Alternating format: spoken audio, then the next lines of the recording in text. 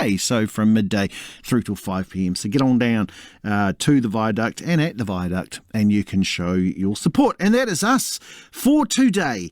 Thank you very much for holding our hand as we got through the first program of 2025 and what promises to be a very interesting year, doesn't it, as we move forwards. But it always has been, actually, in the show's history. I was looking back, in fact, I came back last night. Tēnā koutou katoa, kei te whakaronga mai nā ki te reo irarangi o Aotearoa. Good morning, everyone. This is Morning Report, our first program of 2025.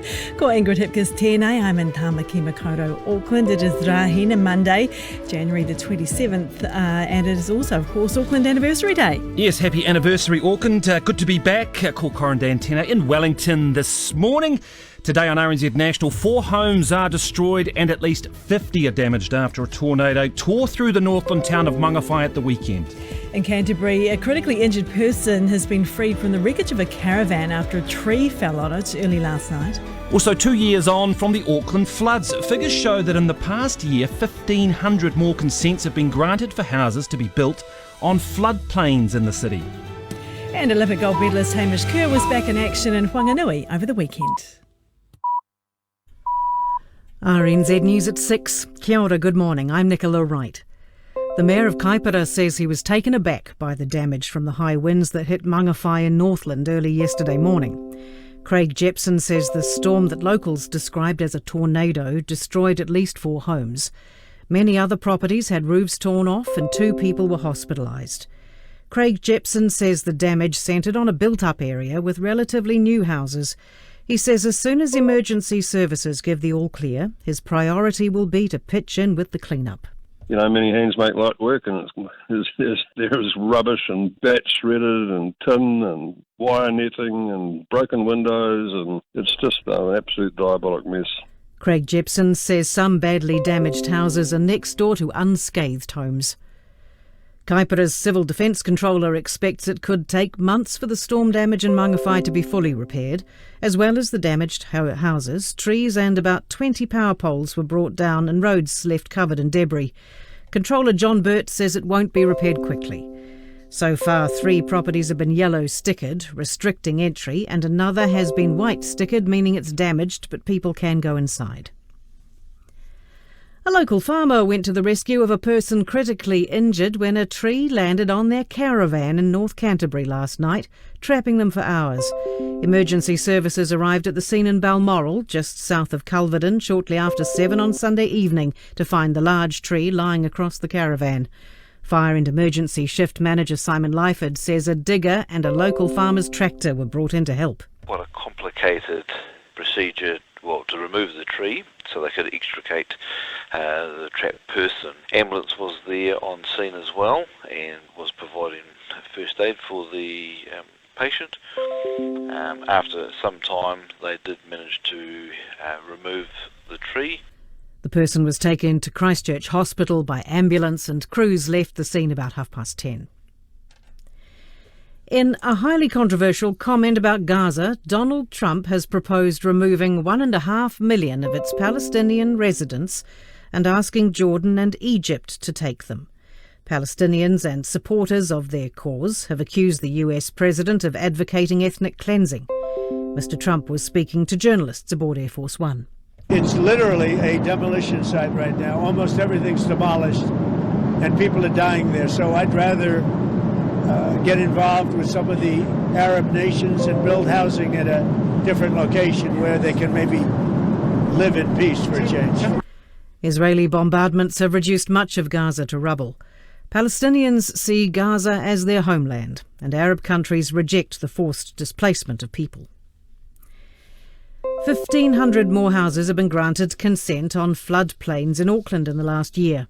Council data shows 2 years on from the Auckland Anniversary Day floods. The rate of consents granted in flood and other hazard zones remains unchanged. Councillor Richard Hills says he understands it is triggering for communities that were flooded to see new builds going up, but the council has put stricter requirements in place. There's this sort of 3.8 degree of warming measurement, which requires consent holders to prove that they can withhold a flood if the world warms to 3.8 degrees, so pretty extensive. The Resource Management Act Minister Chris Bishop says a government direction due this year will create a nationally consistent approach to the risks posed by natural hazards. A right-leaning economist has welcomed the government's plan for a foreign investment agency, but says there is something missing from the growth strategy.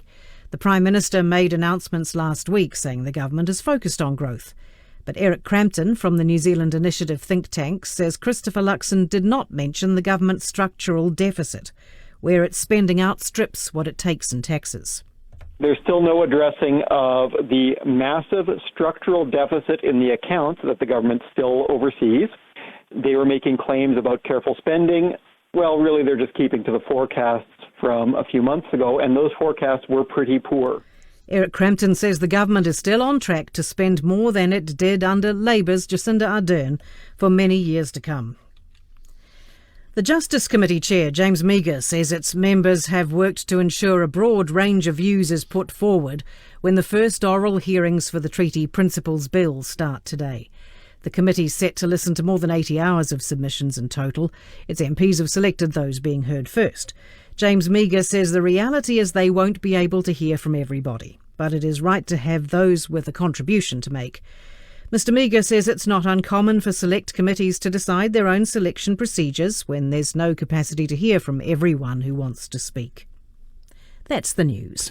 Thank you very much, Nicola. This is Morning Report. Good to have you along this morning. Shortly we'll get an update from Fire and Emergency's Northern District Manager on the situation on the ground in Mangawhai after those extraordinary winds and damage that has been caused there. First, let's go to sport with Nathan. Good morning, Nathan. Sure are. It is nice to be back. And the tennis, the Australian Open. A pretty comfortable winner in the end. Yeah, pretty one-sided. Yannick Sinner underlined why he's the world's best men's player by securing back-to-back Australian Open titles with a merciless victory over Alexander Zverev. The Italian top seed delivered in the decisive moments to win in straight sets against the second seed. The Black Fern Sevens have been beaten 28-26 by Australia in the final of the Perth round of the World Series. Reese Pody-Lane scored late in the game but was unable to convert her try, which would have sent the game into overtime.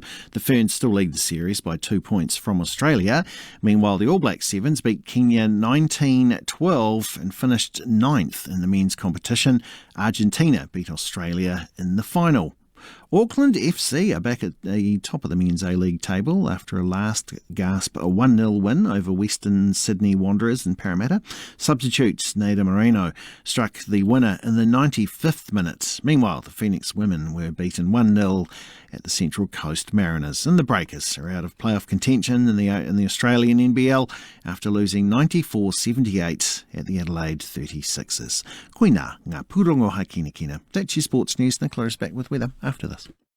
I'm Catherine Ryan. On 9 to Noon this week, Gene Kelly was one of the most famous actors and dancers. Now his story's told by his widow, Patricia Ward Kelly. Chronic insomniac turned sleep expert, Kate McHale.